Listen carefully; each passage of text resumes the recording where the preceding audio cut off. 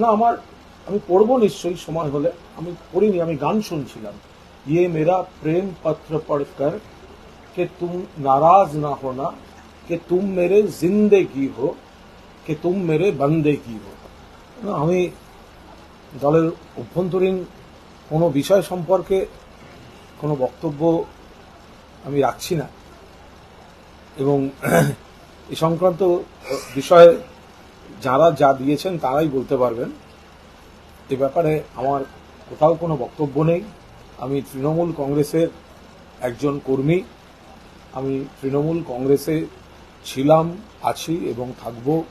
আমার নেত্রীর নাম মমতা বন্দ্যোপাধ্যায়, আমার নেতার নাম অভিষেক বন্দ্যোপাধ্যায়, আমার দল এবং পরিবারের নাম সর্বভারতীয় তৃণমূল কংগ্রেস। ফলে আমি দল করি মমতাদিকে দেখে, অভিষেককে দেখে, তৃণমূল পরিবারকে ভালোবেসে। একটা ইমোশনাল ইনভলভমেন্ট হয়ে আছে আমার জীবনে। নানা উত্থান পতনের পরেও আমি কোনো অবস্থায় দল ছাড়ার কথা ভাবিনি বা এই ধরনের কোনো চিন্তা করিনি। ফলে বাকি কোথায় কি হচ্ছে এগুলো নিয়ে আমার কোনো বক্তব্য নেই। আরে হোয়াটসঅ্যাপ যদি খোলা থাকে বহু জিনিস আসতে পারে।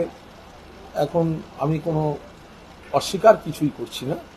যদি আমাকে কেউ কিছু দিয়ে থাকে তবে তার বিস্তারিতটা তারা নিশ্চয়ই, যারা বলার তারা বলবেন, বলার না হলে তারা বলবেন না।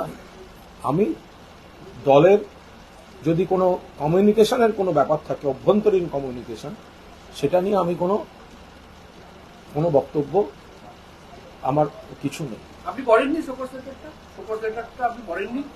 না আমি পড়বো নিশ্চয়ই সময় হলে। আমি পড়িনি, আমি গান শুনছিলাম। ये मेरा प्रेम पत्र पढ़कर कि तुम नाराज ना होना, कि तुम मेरे जिंदगी हो, कि तुम मेरे बंदेगी हो। আমি গান শুনছিলাম। গানটা গাইবেন না?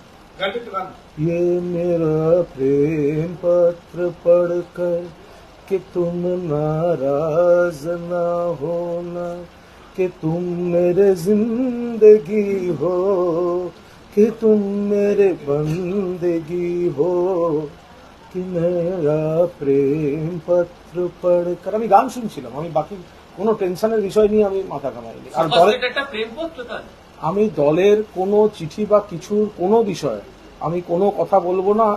আপনি বললাম তো, আমি পুরোটা আমি ব্যস্ততায় ছিলাম। আমি তাপসদার বাড়ি গেছিলাম, তারপর আমার খিদে পেয়েছিল, আমি খাচ্ছিলাম।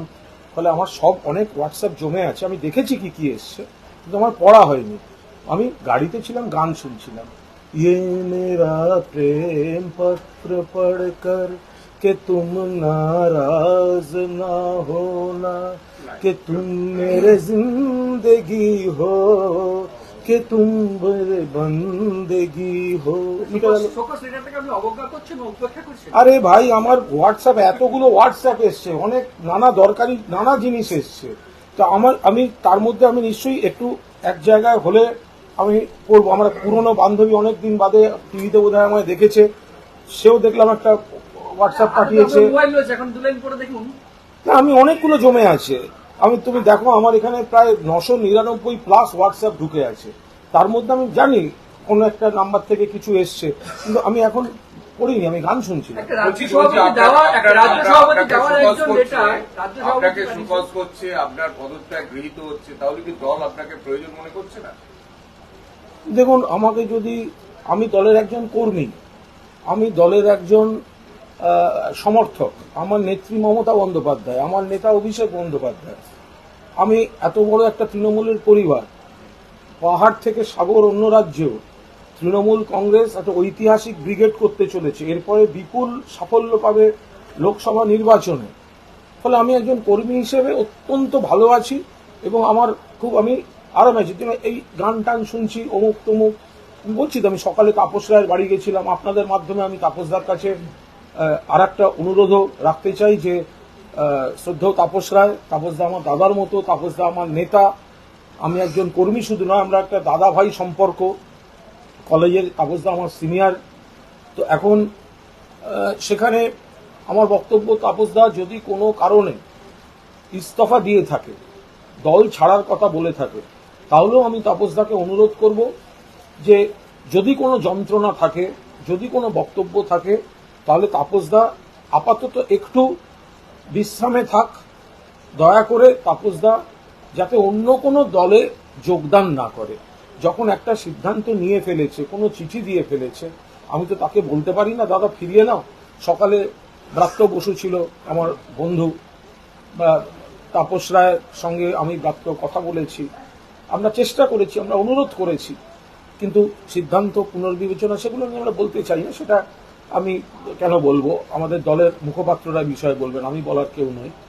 তো এখন আমি এইটুকু বলতে পারি তাপস রায়কে অনুরোধ করা যে দাদা আপনি যখন ছেড়েছেন কোনো যন্ত্রণায় বা কোনো বক্তব্যে বা তো তাহলে আপনাকে পদত্যাগ প্রত্যাহার করতে হবে না, কিন্তু একটু যদি কদিন বিশ্রাম নেন, যদি সম্ভব হয় বিবেচনা করে দেখবেন। আপনি নিশ্চয়ই আপনার মতো কোনো সিদ্ধান্ত নিচ্ছেন, আপনি দয়া করে কোনো প্রতিপক্ষ রাজনৈতিক দলে যোগদান করবেন না।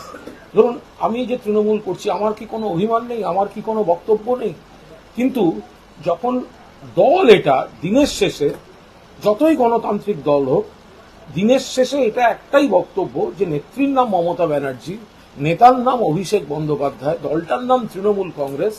ফলে আমরা যা যা সমস্যা হবে আমরা আবার সেগুলো সর্ট আউট করার জন্য আমরা নেতা নেত্রীর সঙ্গে কথা বলবো। আপনি দয়া করে অন্য কোনো প্রতিপক্ষ দলে আপনি যোগ দেবেন না, সেক্ষেত্রে একটা রাজনৈতিক বৈরিতা, অনভিপ্রেত একটা পরিস্থিতি তৈরি হবে। ফলে এটা আপনাদের মাধ্যমে আমি এই অনুরোধটা তাপসদাকে করতে পারি।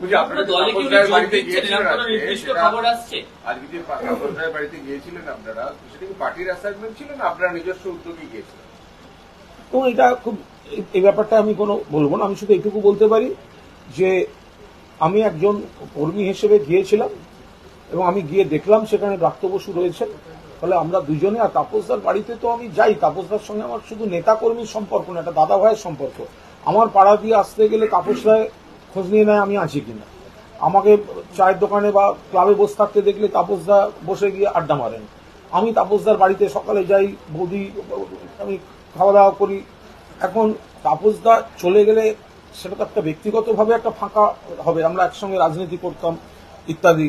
ফলে ব্রাত্য আপ্রাণ চেষ্টা করেছে বোঝাবার, ব্রাত্য তাপসদাকে অত্যন্ত শ্রদ্ধা করে, তাপসদাকে ভালোবাসে, আমিও চেষ্টা করেছি, কিন্তু কারোর যদি কোনো সিদ্ধান্ত থাকে, সবাই পূর্ণবয়স্ক মানুষ। তো এখন তারপরেও যখন দেখেছি যে তাপসদা ইস্তফা দিয়েছেন, সেক্ষেত্রে একটাই অনুরোধ যে তাপসদা যদি এইটুকু কনসিডার করেন যে আমরা নেতা নেত্রীদের সঙ্গে আবার কথা বলবো, তাপসদা যদি অন্য কোনো দলে যোগ না দেয়, কোনো যন্ত্রণা হচ্ছে, কিছু করতে ইচ্ছা করছে না, তাহলে একটু বিশ্রামে থাকা, একটু রিজার্ভ বেঞ্চে বসা। যদিও তাপসদা একজন সিনিয়র দক্ষ সংগঠক এবং মানে মানে একটা পরিচিত নাম, তবু অন্য কোনো প্রতিপক্ষ দলে তাপসদা যাতে যোগ না দেন, তখনও সেই অনুরোধও করে এসেছি, এখন আপনাদের মাধ্যমে আবার সেই অনুরোধ করলাম।